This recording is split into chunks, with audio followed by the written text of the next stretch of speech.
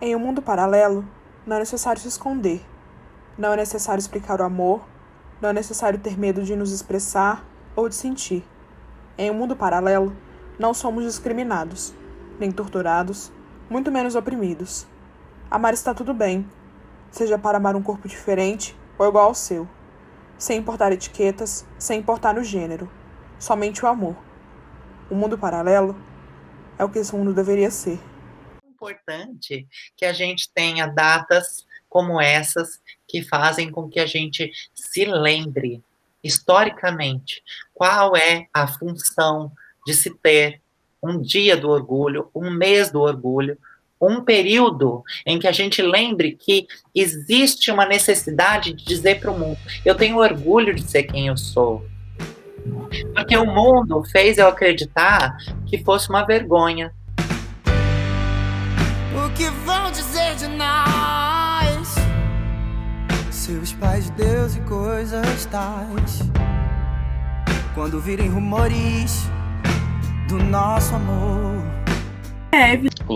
Bernardo. E nesse dia, propriamente dito, estava muito frio e a gente tinha mania de ir para a parada de ônibus com o braço entrelaçado. E como esse dia estava frio, então a gente estava andando quase que abraçada. E aí tinha um homem na rua, extremamente bêbado, caminhando com um tronco de árvore. E na hora que ele viu a gente abraçada, ele bateu na gente. E aí foram palavras que ele soltou, olhares que ele soltou. E, assim, era uma árvore, né? Então, a gente se machucou muito. A gente ficou bem traumatizada. Eu não conseguia mais ir sozinha para a parada de ônibus, porque foi a experiência mais, assim, assustadora que eu passei. Você tá andando na rua de um jeito que você se sente confortável, com uma pessoa que você se sente confortável, que era minha amiga, não era mais do que isso, mas por um simples mão dada, por um simples braço ali perto, a gente foi taxada, tipo, mal vista, xingada, e a gente apanhou. Eu estava novamente com outra pessoa na rua, e essa menina frequentemente vinha na minha casa, então ela fazia parte do convívio da minha casa. E aí, num horário específico que ela vinha aqui em casa. E às vezes a gente ficava lá na frente, depois disso. Foi aí que eu comecei a tomar medo de me expor publicamente. A gente ficava lá na frente, e aí ela. Um homem sempre via, mas eu nunca via ele fazendo nada, assim. Ele só sempre via porque ele sempre passava nesse horário pro trabalho, mas a gente também não fazia nada demais, assim. Se você não prestasse muita atenção, você não perceberia que era um casal. E aí teve um dia que ela tava indo embora e ele esperou. Ele viu que ela tava lá, ele se escondeu e esperou ela sair da casa. E aí ela saiu e ele seguiu ela e parou ela na rua e perguntou se a gente era um casal. E ela não negou. Ela falou, sim, a gente é um casal. E aí ele tentou se aproximar dela, e tinha gente na rua, então ele não fez nada, ela só se afastou. E ele falou se a gente não poderia passar o número para ele, ou então pegar o número dele, porque ele queria pagar a gente para ter relações com ele. Teve um episódio que a minha mãe ligou para minha ex-namorada, e começou a falar certas coisas assim que fere tanto que eu fico imaginando como é que foi para ela. De falar que pelo amor que a mãe dela não dava a ela, sendo que eu não sei de onde que ela tirou isso, porque ela nunca teve uma oportunidade de conhecer quem é a minha ex, ela sabe, nem me chamar uma vez pra casa e saber com quem que eu tô me relacionando. E meu processo de descoberta foi muito natural. Eu não passei por muitas crises de identidade nem de imagem durante o processo, porque a minha mãe sempre me criou muito livre, assim, me ensinando o que eram casais quando eu perguntava por que tinham dois homens juntos ou por que tinham duas mulheres, sempre me explicando que existiam famílias de formatos diferentes. Então eu cresci com a cabeça muito aberta a esse tipo de coisa, sem discriminar, não cresci uma criança homofóbica, assim. Se eu fui desenvolver algum traço homofóbico, foi na escola, depois já de grande, por influência dos outros, pelo que eu escutava, mas tudo muito estrutural, nada que fizesse muito parte de mim. E aí, o processo aconteceu de eu perceber que eu gostava de mulheres e não de homens, quando eu tinha uns 9 anos. Eu comecei a perceber que eu preferia mulheres, assim, sem maldade mesmo. Eu me identificava mais com mulheres. E depois que as coisas começaram a acontecer mais com maldade, assim, com o olho de desejo sexual, que a minha sexualidade começou a se desenvolver, assim como a de todos os meus colegas, eu não tinha a vontade de ficar com homens que as minhas amigas tinham, nem a curiosidade, nem nada. E, ao mesmo tempo, apesar de eu ainda não perceber que eu tinha desejo por mulheres, eu observava muito todas, assim, que me interessavam, sem perceber que era interesse.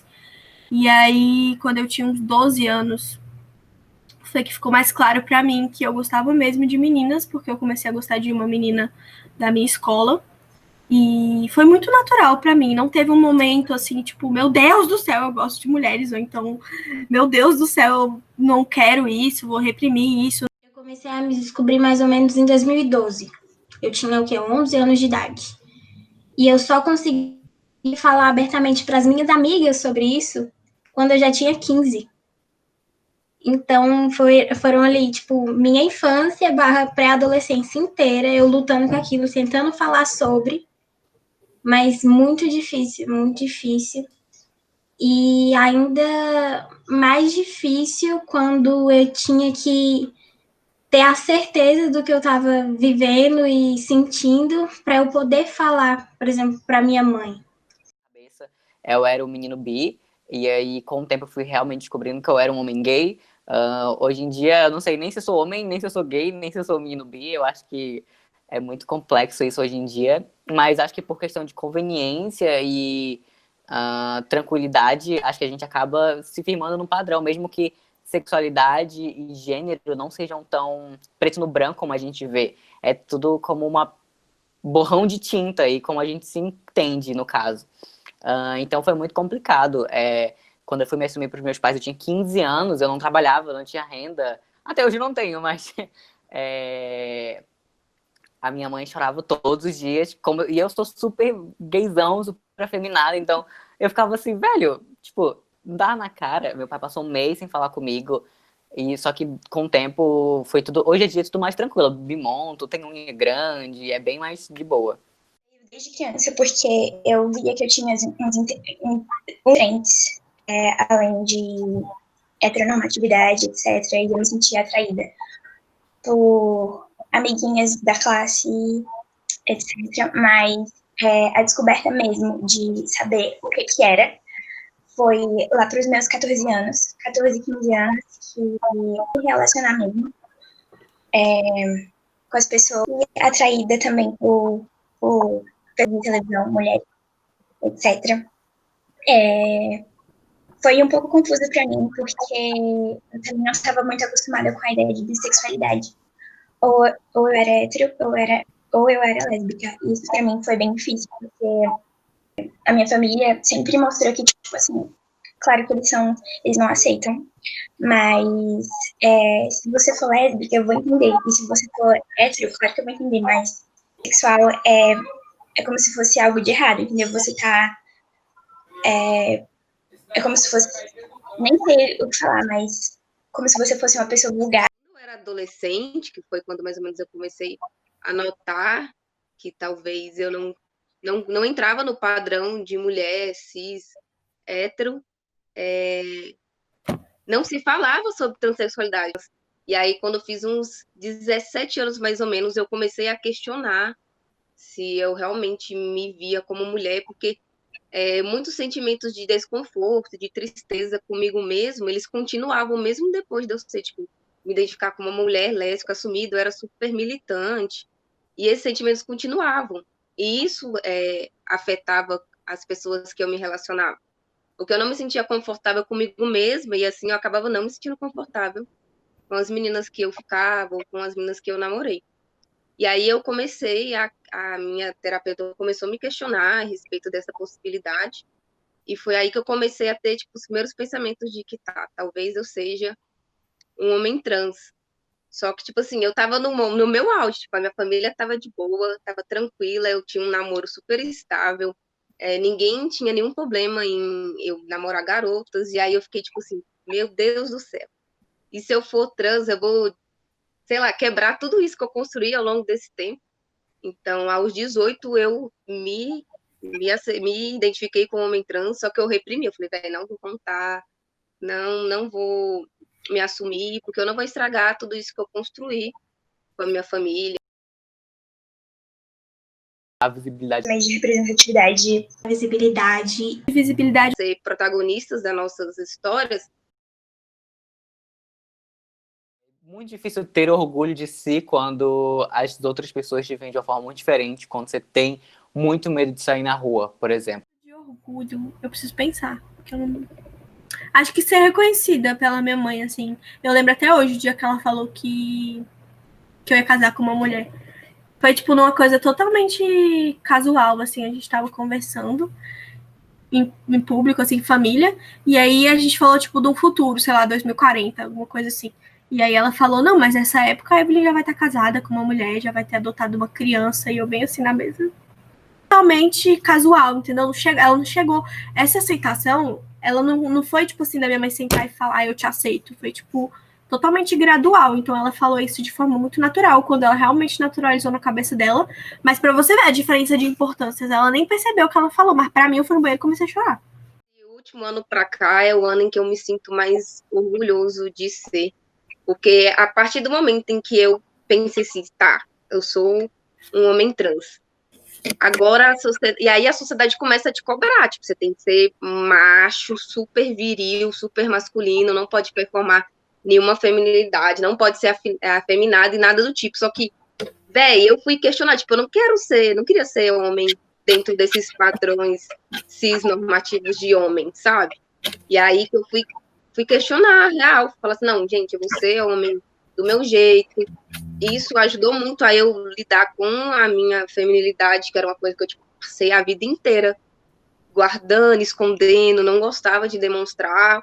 E aí fez eu lidar muito melhor, fez eu questionar muitas coisas que, tipo, muita gente, quando se assume como transol, se adapta às regras e não, a gente não tem que se adequar a essas regras, a gente tem que criar o nosso modo de ser.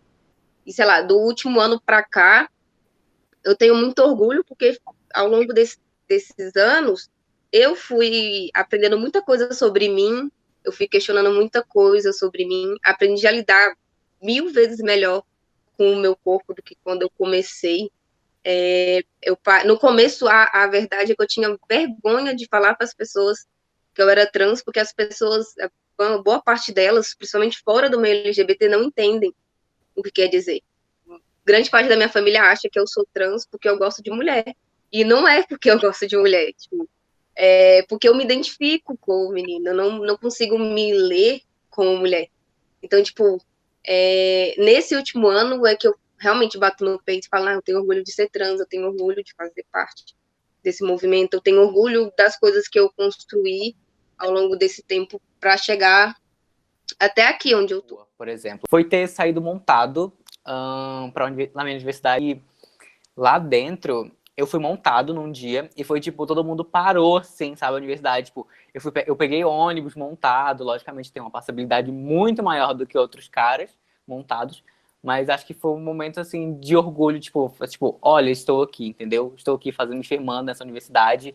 Finalmente sendo eu de verdade, sem estar presa dentro de um armário, de eu poder estar dentro da minha casa e falar sobre isso, e minha mãe levar numa boa, por mais que seja difícil para ela me amar do mesmo jeito, tratar do mesmo jeito. Foi no meu aniversário, quando minha namorada não estava aqui, e na hora de cantar o parabéns, pandemia, tava só a minha família que mora comigo. A minha mãe, minha própria mãe, ligou para minha namorada por chamada de vídeo para cantar parabéns com a gente. Aquilo ali para mim, sério, foi a maior sensação de alívio e orgulho de tudo que eu passei, que eu senti. Com certeza coisa foi quando eu me assumi pra minha mãe. Não fui eu que cheguei nela e contei, foi ela que chegou e perguntou. Mas foi um momento de orgulho, porque por mais que doesse tanto, e tipo assim, como se eu estivesse arrancando meu coração pra fora, assim, foi, além de emocional, foi muito físico, foi uma coisa que doeu muito, assim, mas foi muito libertador. Baby, eu já cansei de me esconder